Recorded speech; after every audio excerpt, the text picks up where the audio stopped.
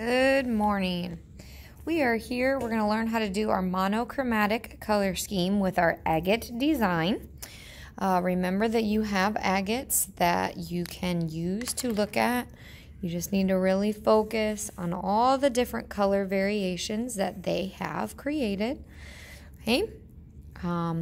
Because you're going to go with that for your monochromatic color scheme. Once you are done drawing it and you outline it with your Sharpie, you are going to get to draw a card, and that's going to be your color scheme, your monochromatic, one color. So mine is kind of like a yellow-orange. What you are going to receive are these cups of very concentrated watercolor paint. These are not what you make your colors with. You may use some of this paint and a mixing tray to make the colors that you need for your agate. Your job is to match them as close as you can. It's not going to be perfect. I don't expect it to be perfect. I am putting a little bit of water on part of my paper so you guys can see the concept of a wet on wet technique, okay? And I'm going to take that yellow, because I do need some straight yellow, and I'm just going to put it in there. You'll see how purely concentrated that is. That's a lot of paint, okay? Then I'm going to add a little bit of this red that I already have, which is like a pumpkin red, blending it in there to make that color, okay?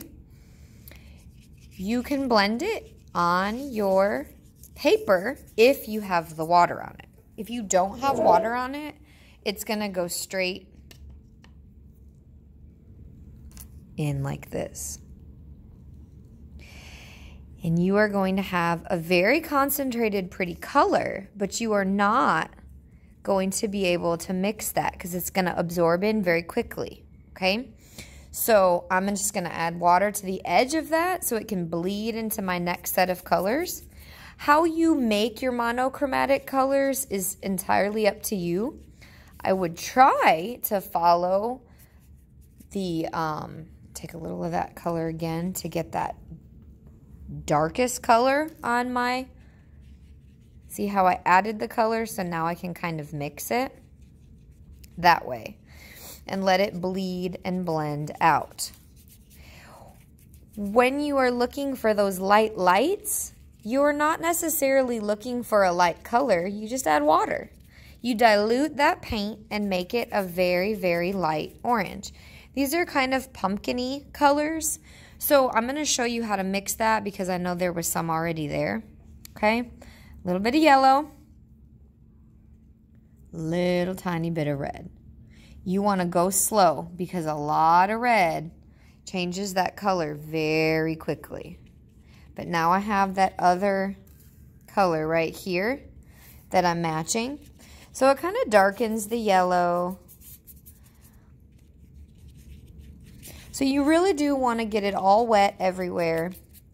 And then you can go back in and make it darker and build on your colors. You don't want to get too wet and you don't want to work too long with your paper because it's not necessarily probably the best quality paper for watercolor. I only have so much of that and I'm kind of saving a lot of it for your diamonds. But it's good quality paper, but if you keep painting on it, as you guys have already experienced with your color wheels, you can tear it. So if it starts crumbling, stop. Okay, guys?